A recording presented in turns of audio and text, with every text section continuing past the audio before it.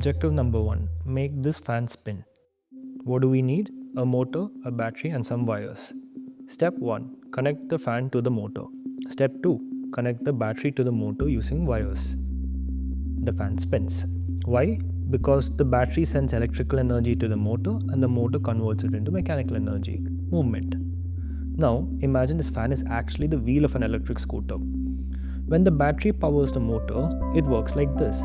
The battery gives electrical energy to the motor and the motor spins the wheels. But here's the interesting part. Motors can also be used to create electricity. If we spin the fan blades, the motor starts generating electricity instead of using it. And that's exactly how regenerative braking works. So to show this, we connected two motors together. The first motor uses electricity and starts spinning. That spinning motion then turns the second motor. But instead of using electricity, the second motor now starts generating electricity, enough to light up a bulb. So basically, movement is being converted back into electrical energy. The same thing happens during regenerative braking on an electric scooter. When you brake, the wheels are still moving, the wheel movement spins the motor, and instead of using electricity, the motor now starts generating it and sends some of that energy back to the battery. So rather than wasting all that energy, while slowing down, the scooter recovers a part of it. And that's regenerative braking. My name is Ranjan Suresh Nair. I work as a senior engineer in the vehicle architecture team. So fundamentally, we have two methods of regenerative braking in the river Indi. One is a throttle-based regen, the other is a braking-based regen. The throttle-based regen allows the user to control the regenerative braking happening through the motor through only the throttle, wherein the user can roll fully off the throttle or just modulate the throttle to control how much regenerative current or regenerative braking the vehicle can generate. The braking-based regen looks at the rider's braking demand and converts that demand to a regenerative braking torque or a deceleration, which works synchronous with the mechanical brakes.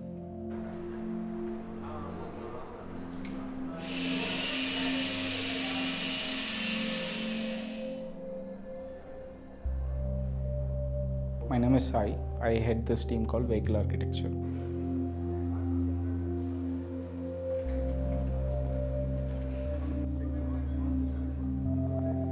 We actually take care of converting the product's understanding of what the vehicle should be like into actionable engineering terms.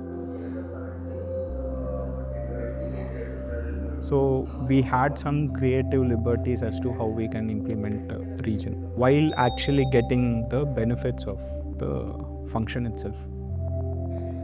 We had to actually change the way we are controlling the entire powertrain to make it more natural. So that took time for us to understand. We had to actually go onto the field, like we need to understand like how the vehicles are being used. All these were new. How we approached the problem was to put more time into the thought process itself rather than directly jumping into the technicality of it.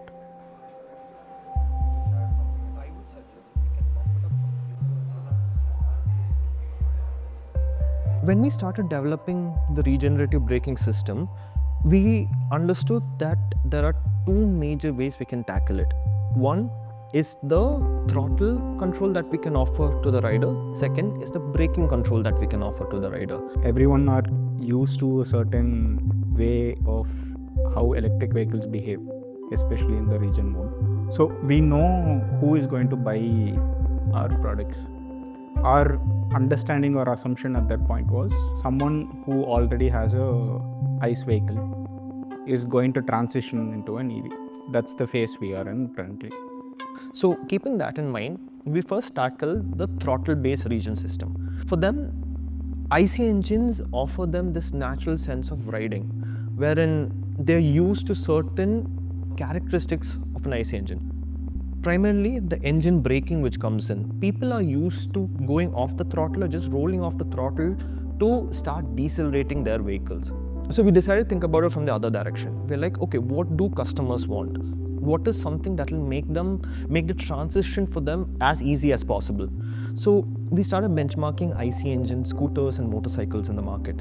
So keeping that in mind, we started devising or developing our control system for the throttle-based regen control, wherein we're like, why should we only give regen when the throttle is fully off? Why not give regen to help them modulate speeds when they're rolling off throttle, to help them go lesser on the brakes so that the ride becomes smoother. So with the customer or user first approach, we started developing this. I'm Pramod. I work in functional development as a senior engineer. My role at River involves tuning anything that pertains to ride and handling of the vehicle. Think about your suspensions, tires, chassis, vehicle control algorithms, for example, regen, and also brakes. We used to compile feedback on a daily basis and then try to go to the control systems engineers for getting out tunes. So I think there was a point where we spent a whole week on track from 4 a.m. to 4 p.m. just trying to tune this.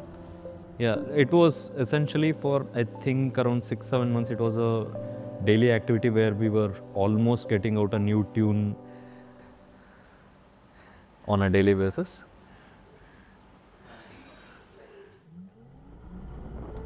So balancing these two was a task initially, but the numerous back and forth with the functional development team and other testing teams in the company, and the whole cycle of going through multiple iterations of this work, that would not have been possible without so many minds coming together and working on it. We have fought multiple times with the controls guys, Sai and Ranjan, making them compromise on the range numbers to come up with the app tune with regards to safety and the ride experience, which we have always prioritized over here.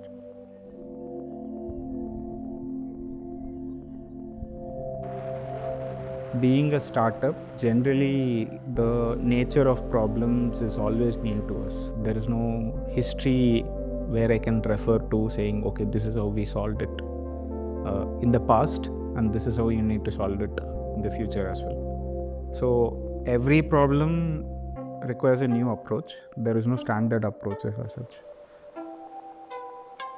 Generally, heavy vehicles are not very efficient, but we tried breaking that barrier. We have achieved to a large extent. Right now, the team is focused on exploring or pushing those limits itself so that we can contribute to the entire EV scene.